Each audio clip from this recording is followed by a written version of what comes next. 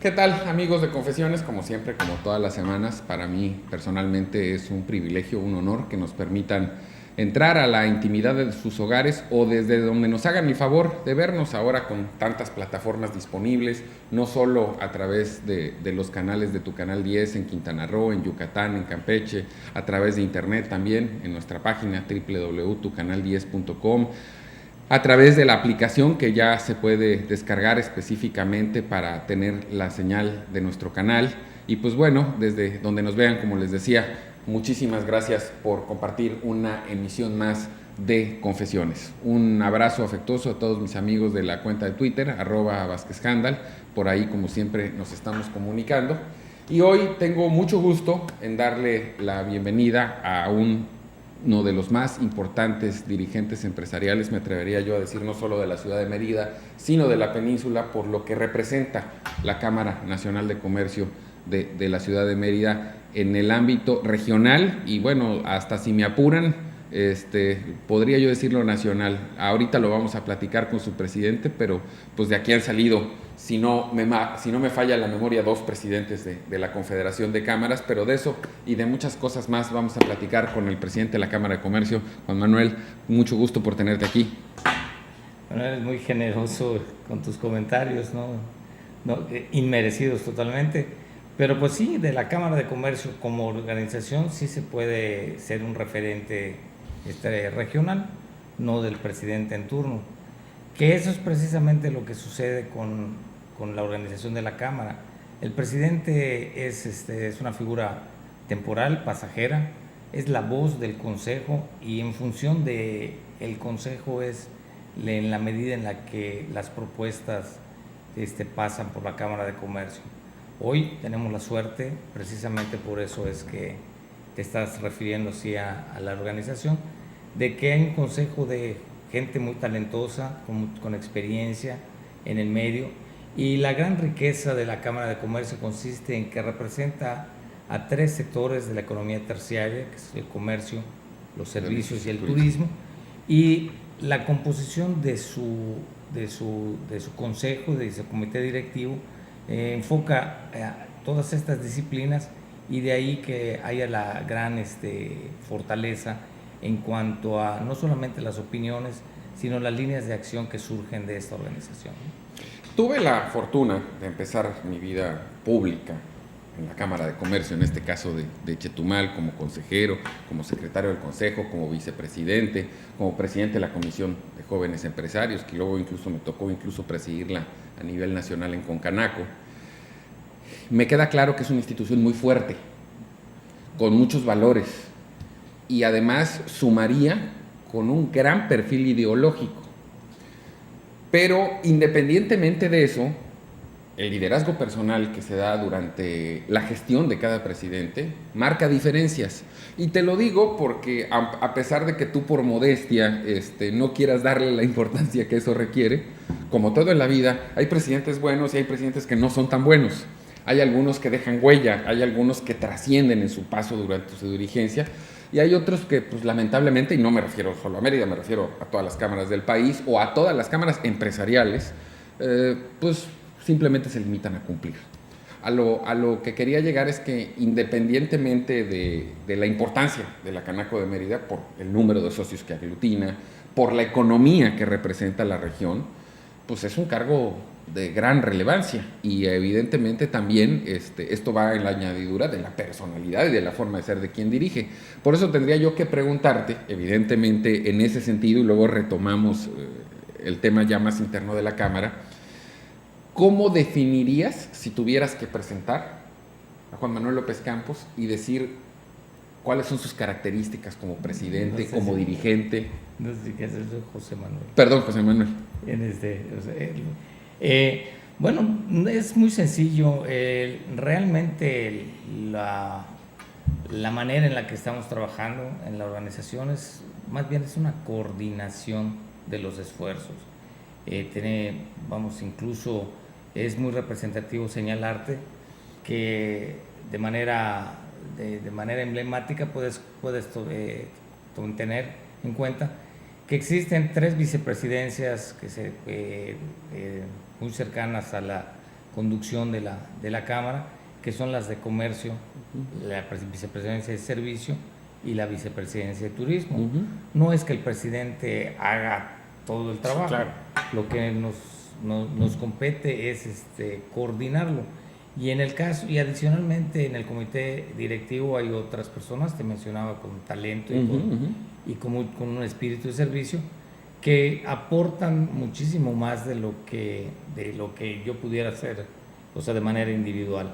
De modo que sumado a los estatutos que tiene la Cámara, sumado a esto también a la trayectoria que se tiene, los antecedentes que contamos con lo que se ha hecho anteriormente y la aglutinación en la Confederación de Cámaras de Comercio con las que nos reunimos, o sea, no solamente con mucha frecuencia, sino que además, afortunadamente para nosotros en este momento, hay una cercanía con la dirección de la Cámara. Ocupamos 3 yucatecos cargos en la Confederación, o sea, yo tengo la vicepresidencia regional del sureste, pero también está José Chapur, que tiene la vicepresidencia nacional de turismo, y un joven empresario que tiene la presidencia del comité de redes sociales. De manera que hay un contacto frecuente, se tiene conocimiento diario de lo que la Confederación propone, de las líneas no solamente de acción, sino también de las líneas de pensamiento, que podemos decir de ideología, cuáles son las posturas de la Confederación en todos los temas, y la Confederación a su vez tiene un consejo y un comité directivo con pues, que es el que está normando, guiando a las cámaras en todo el país. Entonces yo creo que este trabajo coordinado, bueno, si tú ya pasaste por la Cámara de Comercio, pues ya conoces, o sea, cómo funciona esta estructura, y eso facilita a quien esté dispuesto a dar su tiempo durante un Sí, pero hay que acotar periodo. Porque eso es un punto muy importante. No hay que olvidar que son cargos honorarios. Sí, Que no se percibe un sueldo o una contraprestación por la enorme cantidad de horas. Podríamos decir que durante el tiempo en que tienes una participación importante en Cámara, que no me refiero solo a la presidencia, porque tiene que haber un previo. Antes de ser presidente hay una historia que se empieza seguramente en la mayoría de los casos por ser miembro del consejo, luego viene una presidencia, luego una vicepresidencia. Estamos hablando más o menos de una carrera de entre 8 y 10 años, en la que uno normalmente abandona en un enorme porcentaje su negocio para dedicarle ese tiempo a la Cámara, sin que eso signifique recibir una remuneración a cambio. Bueno, el presidente y los vicepresidentes de los 3 sectores de los que me refería son los que sí tienen que aportar mucho de su tiempo. Sí. Los consejeros, o sea, sí aportan tiempo, pero no es Tanto. No es ni todos los días ni son muchas horas. El consejo en general sesiona una vez, y los que tienen alguna comisión se reúnen una vez a la semana, y no se puede decir de que ellos abandonen sus No, pero empresas. a lo que me refiero, si haces un resumen de una carrera, y ahorita nos podrías platicar, por ejemplo, tú desde cuándo empezaste en Cámara y cuántos cargos has ocupado, y si le sumas todos los años que le has dedicado, sobre todo ahora que estás de tiempo completo, pues hay una parte de tiempo trascendental que le has dedicado. Por eso es importante tener en cuenta que estos puestos son temporales. O sea, los cargos, o sea, no son permanentes. Es un tiempo en el que sí, ciertamente le dedicas, o sea, la mayor parte de no solamente de tu tiempo, también de tu atención, energía, a la organización, pero estamos conscientes que eso es un periodo pasajero, y también pues lo que ganas en contraprestación es en experiencia, conoces la forma de pensar y de actuar de mucha gente, tienes oportunidad de opinar y de actuar en el campo de tu sociedad, y esa oportunidad es solamente una vez en la vida en la que tienes esa ocasión. Ciertamente sí es un servicio, pero es un servicio que le debe de retribuir beneficios a los sectores que representamos, y obviamente que son los sectores en los que trabajamos y que trabajan nuestros afiliados. Y pues yo creo que pues, es algo que sí vale la pena. Es un privilegio, Y, por supuesto. bueno, yo quiero decirte que, pues sí, yo hace cerca de más de 9 años que estoy en los consejos de la Cámara en diferentes cargos, pero no estaba pensando, no estaba en mis planes ser presidente de la Cámara de Comercio de Mérida. O sea, fue una situación coyuntural la que se dio y bueno, o sea, confiando en el equipo que nos acompaña en el consejo, es que no tuve ninguna duda en aceptar, o sea, esa propuesta, y fue una candidatura de unidad, o sea, no hubo una competencia interna, lo que facilitó mucho que el equipo fuera, o sea, de todos los miembros valiosos que están en el consejo, que han estado anteriormente, y incorporamos gente nueva, hay jóvenes, hemos estado trabajando con jóvenes emprendedores, es una de las líneas de acción en la que la Cámara ha estado aportando, de manera que se ha enriquecido mucho, hay sangre nueva en la institución, pero también se conserva a gente que tiene muchos años en la Cámara y que tiene no solamente la experiencia y los conocimientos, sino también que está interrelacionada con diferentes miembros y afiliados que son los que tejen esta red que llamamos Cámara de Comercio. La Cámara de Comercio... Que es, al final de cuentas, perdón que te acote también en ese tema, digo, por la experiencia de participación, al final de cuentas es como una gran familia también.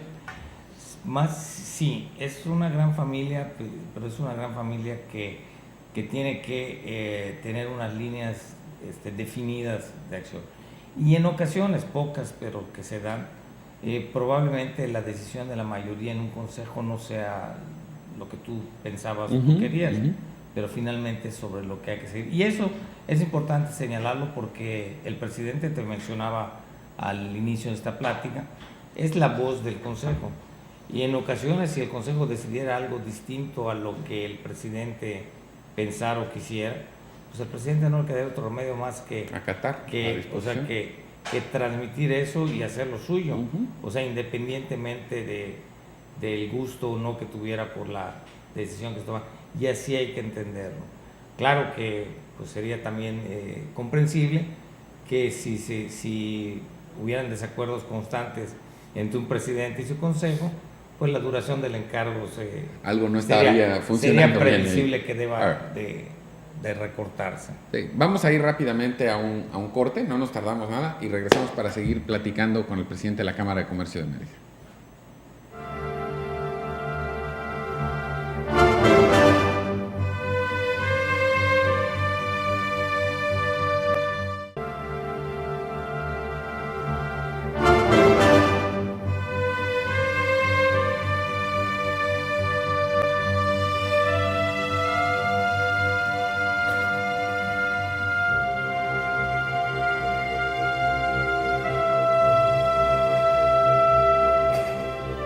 Bueno, estamos de vuelta después de esta primera pausa y seguimos platicando con José Manuel López Campos, y prometo que no me vuelvo a confundir y a equivocar, porque además quiero decirles que tengo la fortuna en lo personal de tener una muy buena relación con él. Entonces fue un error que tengo que reconocer, y que qué bueno que me lo señalaste. Pero además me comentaba, oye, pero pues qué mal que salió al aire. No, de eso se trata Confesiones, usted lo sabe, aquí es un espacio muy, digamos, relajado dentro de la formalidad de poder platicar con personajes tan importantes, conocer sus puntos de vista, que nos regalan además, y por eso se llama Confesiones, algunos aspectos que normalmente no se dicen en la vida pública. Después de este recuento que ya hicimos al respecto de la conformación, de la estructura, de cómo funciona una Cámara de Comercio, y insistiendo en la importancia que tiene Mérida dentro del contexto nacional, es una cámara influyente, poderosa dentro del esquema de la Confederación. Necesariamente cuando llegas a la presidencia, tuviste que hacerte internamente un planteamiento de qué tipo de dirigencia querías hacer, y esto se compagina con los retos, con esos planes específicos de yo quiero hacer esto o quiero que se deje de hacer esto. Evidentemente hay un mandato del Consejo, sí, lo has señalado, pero pues el presidente también le aporta a esa parte de su personalidad. En este caso, platícanos por favor, ¿cuáles fueron esos retos? ¿Cuáles fueron esas ideas, esas ganas de las cosas que tenías de hacer? Bueno, lo principal que queríamos era construir propuestas, o sea, que la Cámara de Comercio durante el tiempo que yo estuviera al frente, o sea, aportara a los sectores que representa, no solamente opiniones, que se pudieran ejecutar acciones que fueran positivas para el sector. Veníamos de una etapa de diferendos con la autoridad, reconstruir las relaciones con las autoridades o sea, de los dos niveles locales, el municipal y el estatal. Situación que creo que, o sea, que nos podemos ahorita sentir muy satisfechos de la buena relación que hay con las autoridades, de la comunicación abierta que tenemos tanto con el gobierno estatal como con el Ayuntamiento de Mérida. Bueno, se han hecho grandes acuerdos con ellos, hemos tenido convenios de todo tipo, en varios aspectos que son los que son importantes para una organización como la nuestra, como es la capacitación, como es la promoción. En el caso de la Cámara de Comercio, que está relacionada con el turismo, pues frecuentemente estamos teniendo actividades, se ha retomado la posición que le corresponde a la Cámara como representante del sector turístico, o sea, de manera que recientemente acabamos de firmar unos convenios de cursos de capacitación, por mencionar, o sea, algunas de las actividades, pero pues hemos trabajado muy directamente con la Secretaría de Economía en múltiples aspectos, y bueno, con el gobernador del estado también hemos tenido pues, una comunicación muy cercana, hemos sido escuchados, o sea, se han tenido acuerdos, o sea, que son positivos para el sector. Creo que estamos trabajando en conjunción con las autoridades, lo cual es lo que pues, pienso yo que se necesita. No hay modo de que se genere un desarrollo en un estado o en un país, o sea, si de continuo se va en diferentes direcciones. Y aquí es donde queda claro, y así creo que también lo está para la autoridad, que son los empresarios los que generan los negocios, los que generan los empleos, son los empresarios, son los que tienen que hacer las inversiones, y los gobiernos lo que tienen que ser son facilitadores de las condiciones, deben de ser gestores para que se generen las condiciones, y deben de aportarle desde luego el apoyo y generar lo que son los programas en los que sí debe intervenir, son los programas sociales, y desde luego en la generación de infraestructura que se requiere para poder desarrollar un negocio.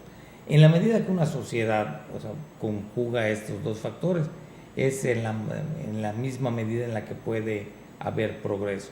Y bueno, lamentablemente, pues para nuestro país no estamos hablando del mejor entorno económico. Ese es un punto importante que tenemos que platicar. O sea, lamentablemente no estamos hablando del mejor entorno económico ni el que deseáramos, o sea, para el país. Nuestro crecimiento no solamente ha sido limitado, las expectativas que se tenían se han reducido considerablemente. O sea, y en varias ocasiones se han ajustado como consecuencia de que no se han obtenido esas metas. Y es importante señalar que las condiciones que tiene el país deberían de apuntar a un crecimiento de por lo menos un 5%, que es el que se necesita para poder generar los empleos que requiere el crecimiento demográfico de nuestra nación. Cada año se incorporan a nuestro país más de 1 millón de jóvenes a la población económicamente activa, y si seguimos teniendo crecimientos de menos del 3%, pues el sector de la población económicamente activa que se queda desempleado o en la informalidad va en aumento, lo que le resta posibilidades al país de desarrollarse. Hoy, entre nuestras ventajas comparativas en el estado, hay un menor desempleo que en la mayoría de los estados del país, pero también hay que reconocer que necesitamos elevar la calidad de estos empleos para que pueda aumentar la remuneración que reciben estas personas. Las cámaras, y también eso es importante señalarlo, particularmente la de comercio, aglutinan y representan empresarios. Mucha de la labor de sus dirigentes es precisamente, y bien lo ha señalado, mantener este diálogo con la autoridad, pues para señalar sus inquietudes, pero pues también para ser muy puntuales cuando las cosas no van en el ritmo que debería. Y qué bueno que tocaste el tema, porque hay dos aspectos que es necesario comentar. Ya adelantabas un poco la situación particular de lo que pasa en Yucatán, que además es un estado privilegiado económicamente hablando en el marco nacional. Aquí los esfuerzos tanto de la iniciativa privada como de la autoridad parecen estar enfocados en un mismo rumbo, que eso es algo que no sucede en todo el país. Pero evidentemente las decisiones emanadas de las propuestas de reforma del Ejecutivo Federal han tenido un impacto ya directo, y me estoy refiriendo específicamente a la reforma fiscal. En tu observación local, pero obviamente también te pediría que me dieras una opinión nacional, ¿cuál ha sido desde tu perspectiva este primer impacto de esta reforma?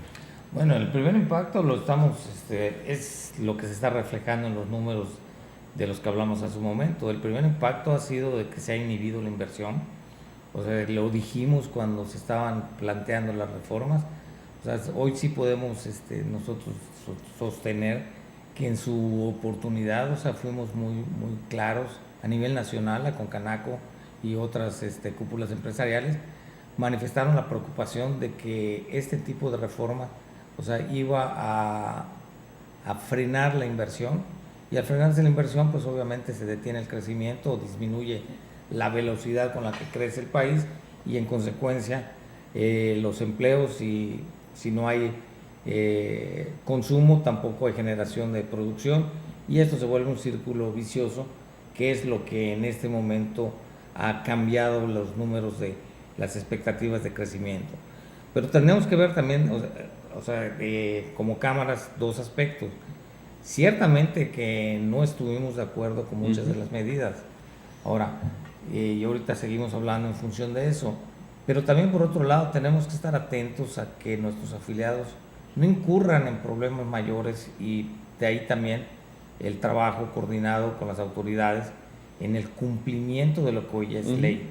O sea, no se puede dividir esto como si fueran dos mundos. Sí, no estás de acuerdo, pero si ya es una disposición, lamentablemente hay que acatarla. Sí, y eso podría mencionártelo concretamente con que el hecho de que nosotros tenemos un módulo del SAT en nuestras instalaciones, y constantemente estamos dando cursos de capacitación, estamos dando asesoría y estamos invitando a participar. Y esto hay que entenderlo de la siguiente manera. Uno de los grandes problemas de nuestro país para efectos de recaudación es la informalidad. O sea, no puede pensarse que se corrijan las cosas con las reformas mientras 6 de cada 10 mexicanos estén en la informalidad.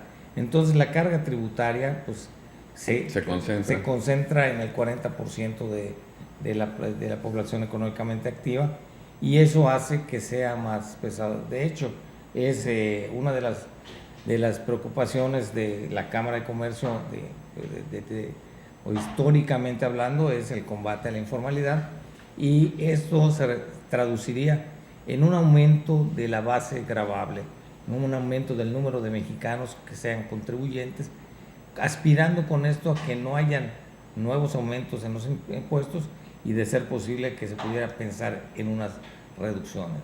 Por otro lado, en términos del empleo, pues y además hoy que está sobre la mesa la discusión o la consulta sobre el aumento del salario mínimo, viene un gravamen adicional a las nóminas, viene un gravamen adicional a las prestaciones de las nóminas más bien, de manera que eso complica de algún modo porque además de que tengas un aumento en los impuestos, tienes una disminución en las deducciones, pues indirectamente te está costando más la tributación.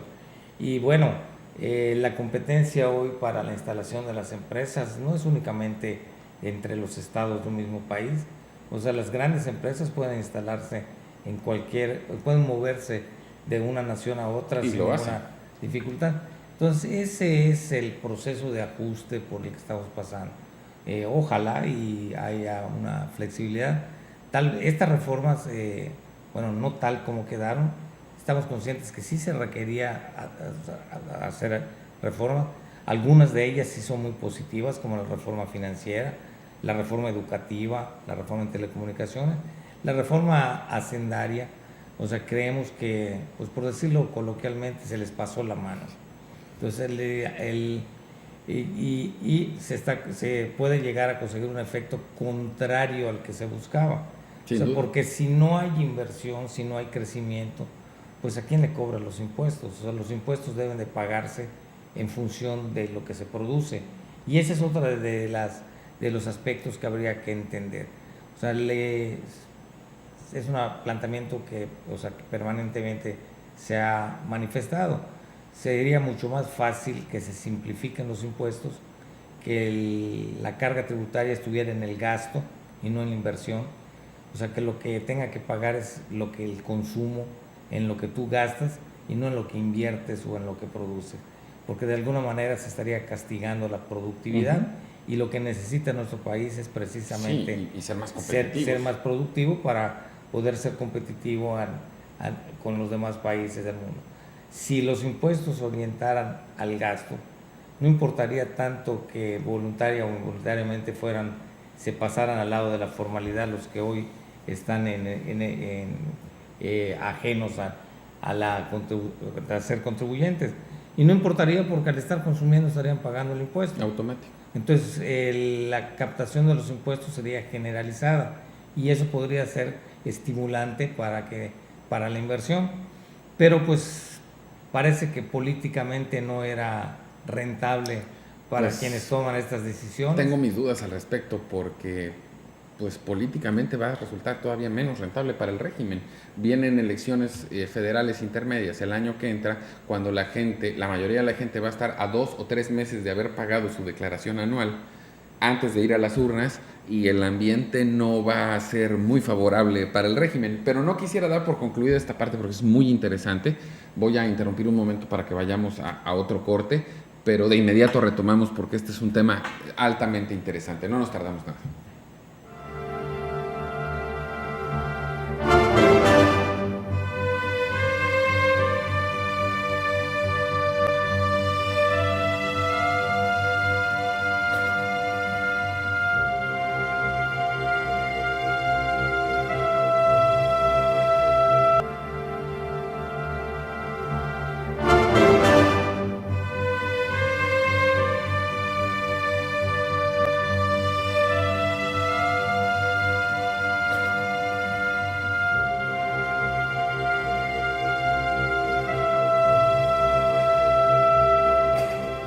Muchas gracias. Estamos de vuelta y te pedía, José Manuel, que no abandonáramos del todo este tema del impacto de las reformas, particularmente en la hacendaria, porque a pesar de que lleva ya un buen tiempo de aplicación, no terminamos de sorprendernos de sus efectos.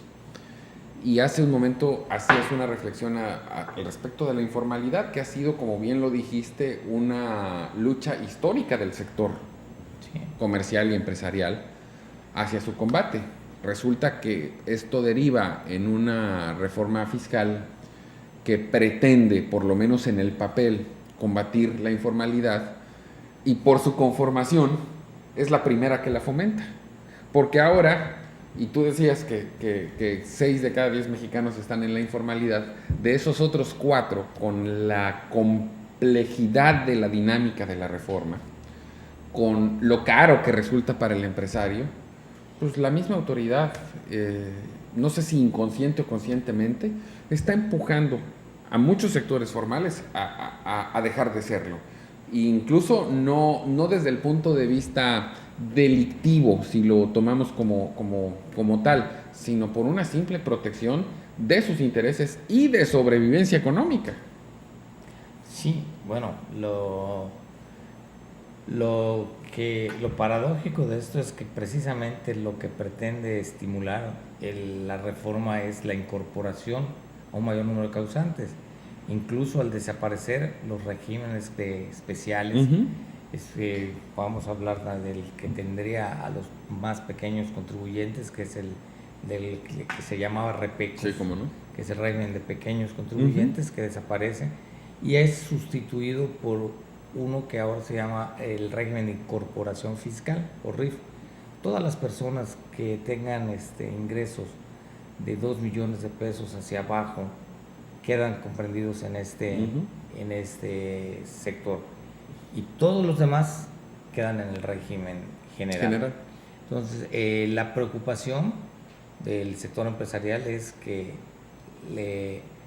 pues hubiésemos deseado que hubiese sido más gradual este cambio, que hubiese un mayor tiempo para que esa cultura contributiva, o sea, que no existía en nuestro país y que está empezando a generarse, se pudiera desarrollar y madurar.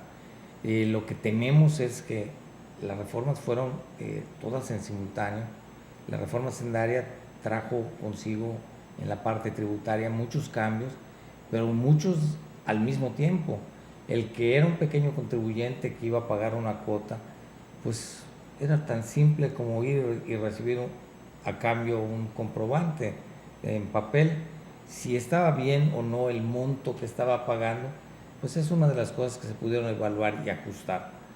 Pero ahora esta misma persona tiene que subir, o sea, por medios electrónicos, sus gastos, tiene que por medios electrónicos manejar su contabilidad y manifestar sus ingresos, y de ese mismo modo hacer sus pagos. Es cierto que como un incentivo a los del régimen de incorporación fiscal, no van a pagar impuestos cuando, en el primer año, no van a pagar el impuesto sobre la renta al 100%, y los que no facturen no van a pagar ni el IEPS ni el IVA. Los que sí facturen sí tendrían que hacer ese pago. Es cierto eso, y eso es, pues dirías, bueno, el que pagaba una cuota ya ni eso va a pagar. Todo eso es cierto, y bueno, nosotros mismos estamos apoyando a la autoridad hacendaria con el módulo y con las asesorías y con las pláticas. Pero hay un gran número de mexicanos que viven en el analfabetismo tecnológico, que no tenían contacto con la tecnología y que, pues, tal vez, o sea, en los niveles en los que se toman estas decisiones, no puedan comprender que verdaderamente es otro mundo para ellos. Hay casos incluso, y me refiero a negocios muy pequeños, en el cual el costo de adquirir la tecnología para poder cumplir con todo esto se vuelve una inversión que no corresponde a la realidad de su negocio. Voy a poner el ejemplo más común: la famosa tiendita de la esquina que hay en todo el país. Ahora ese tendero va a tener que comprar una computadora, un programa, o sea, va a tener que invertir una cantidad de dinero que no la gana en no sé cuántos meses. Sí, bueno, quiero, o sea, sí hay que poner las cosas en perspectiva. La autoridad lo que plantea con eso es que no necesitan hacer esa inversión, que pueden ir a un cibercafé o cualquier lugar de estos en los que te rentan tiempo, o que puede ir directamente a los módulos como el de la Cámara de Comercio para gratuitamente hacer el trámite, o ir al SAT. Pero esa complicación, o sea, estamos hablando, cuando hablas del modelo de negocios más pequeño como es la tienda de la esquina, el formal, porque hay otros negocios informales que no lo son, que son más pequeños, bueno, y que tienen más rentabilidad. Pero cuando esta misma persona, que es quien atiende el negocio, es la que tendría que salir para cumplir con esa obligación, si no cuenta en el equipo. Están tomando medidas paliativas en ese sentido. Hay programas ahorita de la Secretaría de Economía, del INADEM en específico, para entrega de equipos a micronegocios. Van a entregar miles de pequeñas computadoras para que puedan, o sea, de manera gratuita, para que puedan cumplir con esa obligación. Pero son paliativos. Entonces, ¿qué es lo que preocupa mucho al sector empresarial? que algunas personas, aún con la voluntad de cumplir, no van a poder hacerlo. Y al no poder hacerlo van a estar en el otro lado vamos, van a estar fuera de la ley. Sí, porque ya no Y son van a informales, estar, sí. sino más bien entran en un concepto delictivo que en justicia no es real. Y eso es lo que preocupa, porque resulta que en nuestro país es más fácil ser informal, no haber estado nunca registrado, no son sujetos a revisiones de ninguna de las dependencias que vigilan el cumplimiento de las normas. Estamos hablando desde Salubridad, Profeco, la Secretaría del Trabajo, todas las que quieras, o sea, enumerar. No son sujetos a estas revisiones porque no están en ningún padrón, no son sujetos a revisiones de Hacienda porque no tienen domicilio registrado ni tienen registro, ¿verdad? Entonces lo que nos preocupa es que los que no puedan cumplir pues no van a dejar de trabajar porque necesitan hacerlo para comer. No, por supuesto. Entonces lo que nos preocupa es que ahora trabajen en el marco de la informalidad y que el problema, en lugar de, en ese sentido, o sea, se agrave. Claro, lo ideal sería que, o sea, que después de ver estos resultados, o sea, hubiese unos ajustes a la reforma. Qué interesante lo que comentas, porque yo creo que en este caso en particular, que además de tus comentarios tan informados, pues es un tema que en lo particular en mis columnas que publico en diversos periódicos he estado tomando constantemente, porque hay demasiados argumentos que comprueban que esta reforma está mal hecha. El asunto aquí es la voluntad y la sensibilidad política para reconocer que es necesario hacer cambios que además ha exigido, como bien lo mencionas, la dirigencia del sector empresarial a través de sus diferentes cúpulas nacionales y el Consejo Coordinador Empresarial de manera puntual, con esto quiero decir de manera puntual, no solo a la actitud, sino a los argumentos, a los datos, a las estadísticas. Habrá que ver, lo dejo como una reflexión antes de ir al último corte. Habrá que ver qué tanto la autoridad tiene esa voluntad. El Consejo Coordinador Empresarial solicitó formalmente que la revisión de algunos aspectos, después de el ofrecimiento presidencial de que no hay más cambios, que el mensaje que se trataba de transmitir es de una certeza de que no habrá más para impuestos, la inversión, de que no habrán modificaciones que pudieran aumentar los impuestos. Pero bueno, eso es bueno en cuanto a que ya no las cosas no sean las cargas no sean mayores. Pero sí el Consejo de Empresarial sí solicitó que se reabran el tema fiscal y que se hagan algunos cambios. Si estos cambios se hicieran, una de las cosas que tiene que contemplar es cómo fomentar realmente el interés del pequeño empresario por estar en la formalidad, facilitándole la manera de hacerlo, simplificándolo.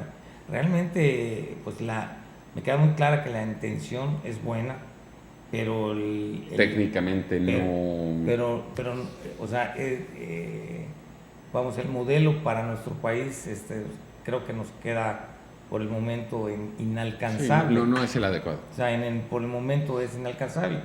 Y bueno, en el mientras tanto, pues nuestro trabajo como Cámara es tratar de que más contribuyentes o más mexicanos se incorporen, porque también hay algo que hay que tener en cuenta. El régimen de incorporación fiscal sí tiene una serie de incentivos, como los que acabamos de hablar, pero también tiene una reglamentación que se debe de cumplir, y con 2 meses seguidos que no presentes tu declaración, así sea por la razón que sea, quedas fuera del régimen de incorporación fiscal y pasas en automático al régimen general. Entonces, ahorita estamos hablando de casi 4,5 millones de mexicanos que están en el régimen de incorporación fiscal. Sujetos, o sea, que si un porcentaje de estos no cumpliera con con la presentación en tiempo y forma de sus declaraciones, pues que pasaría al régimen general.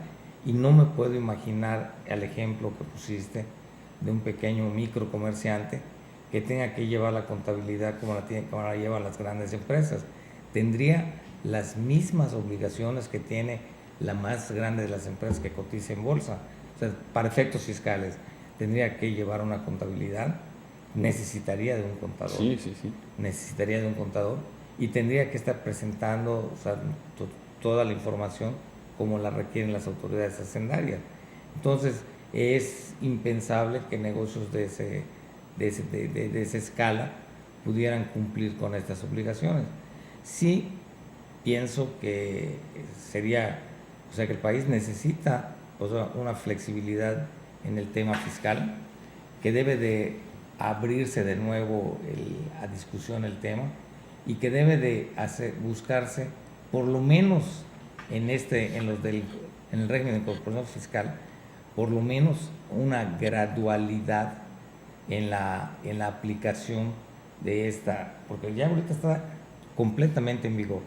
O sea, una gradualidad, o sea que sí, ciertamente políticamente el retroceder pudiera no ser lo deseable, pero tal vez en el mediano plazo sea hasta políticamente lo mejor para quienes tomen esa decisión, por una parte. Y por otra, es necesario para reactivar la economía de nuestro país incentivar la inversión. Si hubo una parálisis o una desaceleración de la economía, pues hay que hacer algo para para que ese motor entre en marcha. Pero al final de cuentas, todo nos lleva al mismo camino. Se necesita un ajuste, se necesita una corrección, y eso es un tema de voluntades. Tendríamos que ver cuál y de qué nivel es esa voluntad y esa sensibilidad política del régimen. Voy a ir al último corte y regresamos con las conclusiones de esta extraordinaria charla. No nos tardamos nada.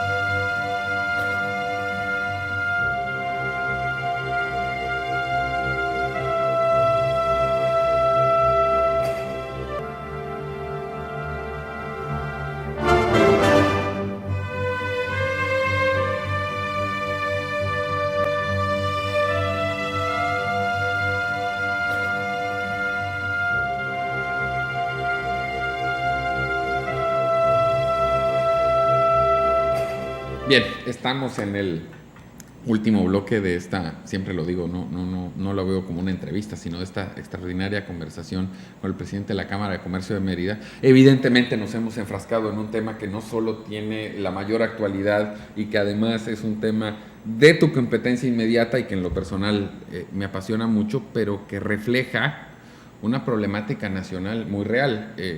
Te lo plantearía ya como última conclusión de mi parte. Pareciera que en el escritorio es muy fácil planear bajo una fórmula matemática que voy a conseguir más dinero si hago ciertas medidas. Pero no considera quien hace ese estudio que ese dinero viene porque hay unas condiciones. Si cambias las condiciones, no se hace un espejo con tus medidas nuevas para recaudar más dinero. No sé si me estoy explicando. Sí, claro. Con el régimen anterior y con las fórmulas anteriores se recauda una parte del dinero. Si tú endureces el mecanismo, a lo mejor ya ni siquiera puedes partir de esa base, es hasta para abajo, y es lo que está pasando. Pero además hay otra cosa que me llama poderosamente la atención porque está en la ley. Si van a provocar que mucha gente le pague más al fisco en términos de papel, eso en la realidad no va a suceder porque no hay el dinero. Entonces lo que va a suceder es que la gran mayoría de los mexicanos le vamos a deber grandes cantidades de dinero al SAT, pero no se los vamos a poder pagar. Entonces ahí tampoco hay una lógica, y además, si no estoy mal, y que nos corrijan los abogados, en este país el no pagar una deuda cuando no tienes el dinero, por lo menos en términos fiscales, no es un delito.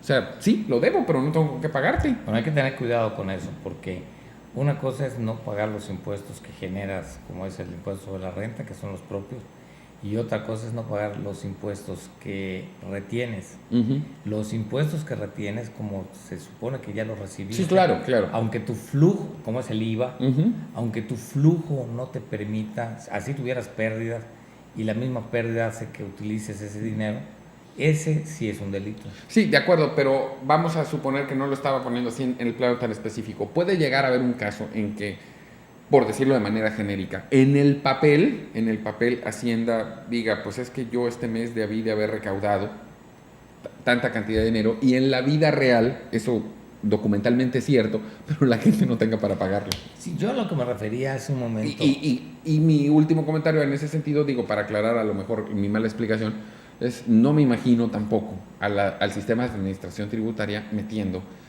a 4 de cada 6 mexicanos a la cárcel. No, no habría espacio para alojarlos. No, pero yo a lo que me refiero, o a lo que me referí hace un rato, de que, pues sí, seguimos pensando que debe haber un poco de flexibilidad, no poco, o sea, debería de haber flexibilidad sin ningún adjetivo previo. Pensamos que se debe de replantear algunas de las cosas que ahorita ya quedaron como ley, pues estamos convencidos de eso. Y también lo que creemos es que sí va a haber más recaudación, o sea, contrario a lo que tú dices, desde luego que va a haber más recaudación, pero lo que va a dejar de haber, precisamente por lo que cuesta el producir, va a dejar de haber el mismo monto de inversión que se esperaba. O sea, en este primer año no te quepa la menor duda de que vamos a tener una mayor recaudación, y probablemente se interprete o pretendan presentarlo Como un éxito. como que son frutos de esta reforma. Pero habría que evaluar también en qué medida se disminuyó o dejó de invertir, que eso es lo que generaría los impuestos de los siguientes años, y que es lo que produciría los empleos. Sí, que da viabilidad como negocio. Entonces, claro que como nos enfrascamos en esta parte de la conversación, no hablamos de otros aspectos en los que estamos trabajando. Y esa falta de empleos que generen vamos a decir, las grandes industrias o las grandes empresas, pues hay que sustituirlas. Hoy en nuestro país el 90% de los empleos no está en las grandes empresas ni en los grandes negocios, están en las micro y pequeñas empresas. Y es uno de los aspectos en los que la Cámara de Comercio también está trabajando. No solamente trabajando mucho con las MIPYMES, que se les conoce a las micro y pequeñas empresas, sino también con los emprendedores. Ya no podemos usar la palabra de jóvenes emprendedores, porque a últimas fechas ya también hay adultos mayores que están emprendiendo negocios, precisamente por la falta de oportunidades de empleo. Entonces, el emprendedurismo es una alternativa para que se autoempleen todos los jóvenes que se están incorporando, los que hablamos hace un rato, de 1,000,000 de personas. No van a haber empleos para ellos. Entonces tenemos que fomentar que sean emprendedores, que se puedan autoemplear haciendo su negocio, y su propio negocio, si es exitoso, genere nuevos empleos. Otros empleos, sí. Esa es una de las vertientes en las que están. Pero hay algunas fórmulas muy sencillas que no tendrían que... O sea, no es que se cambie la reforma hacendaria, es simplemente que se cambien vía miscelánea algunos aspectos de eso. Uno de ellos, una propuesta concreta, es que para incentivar la inversión, que pudiéramos hablar en sectores estratégicos de la depreciación acelerada. O sea, que todo lo que inviertas en un año, o sea, todo se pueda deducir en el mismo año y no en el tiempo de vida del negocio. Se ha hecho en el pasado. Cuando hubo una necesidad fuerte de vivienda en renta que no la había, se emitieron los certificados de promoción fiscal, creo que se llamaban CEPROFIS. O sea, el que invertía en vivienda para dar en renta, o sea, podía esa inversión deducirla directamente de su impuesto.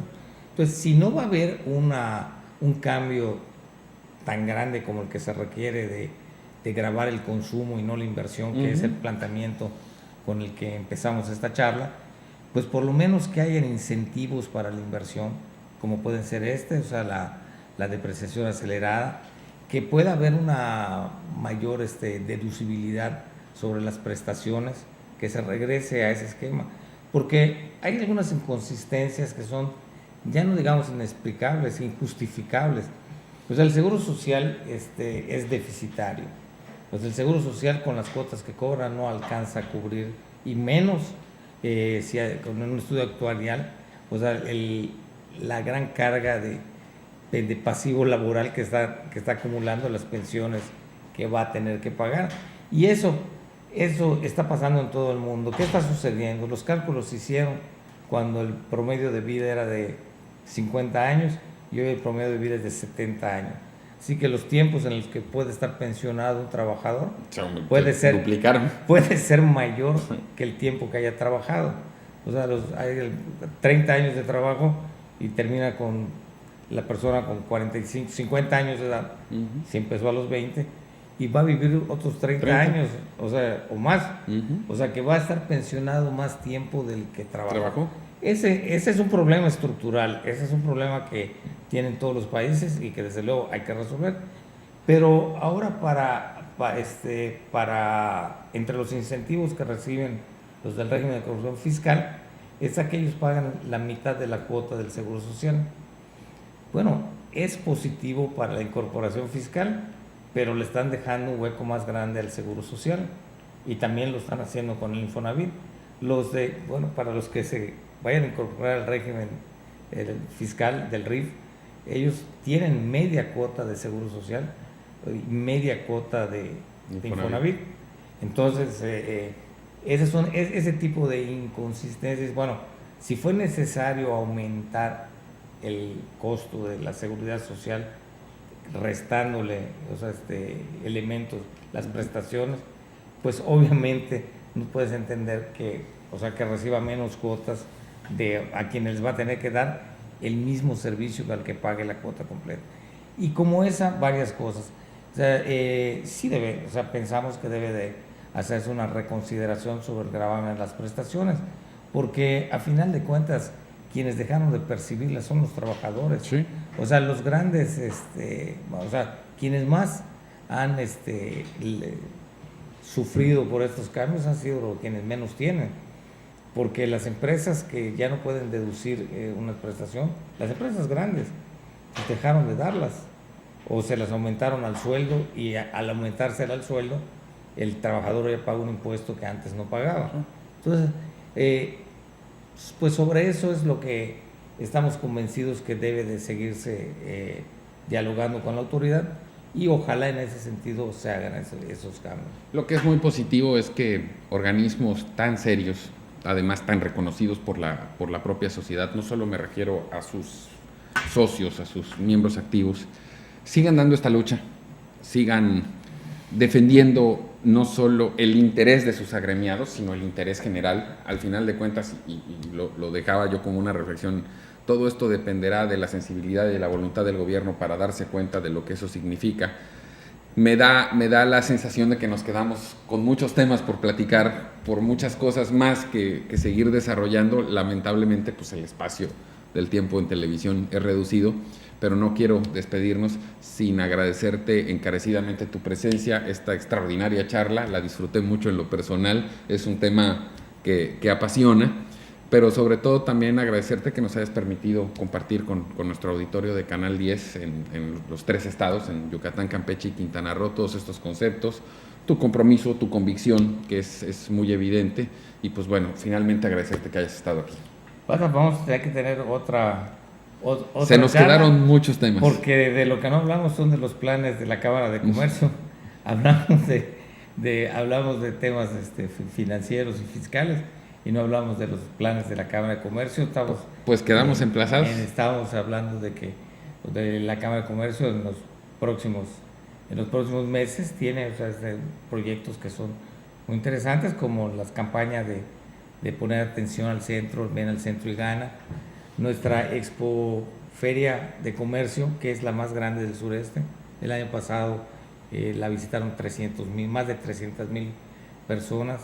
El Buen Fin, que es una iniciativa de la Confederación de Cámaras de Comercio, que viene en noviembre. En fin, o sea, los planes comerciales de servicios y de turismo se quedan pendientes para No, pero otra vamos a charla. emplazarnos. Ahora que terminemos, agendamos, porque evidentemente sí son temas muy interesantes que vale mucho la pena compartir con nuestro auditorio. De cualquier manera, en el entendido de que haremos ese nuevo programa, de nueva cuenta agradecerte por estar aquí. Pues gracias a ti, muy amable. Y como siempre a ustedes, como todas las semanas, les agradezco muchísimo. Nos vemos sin falta la próxima.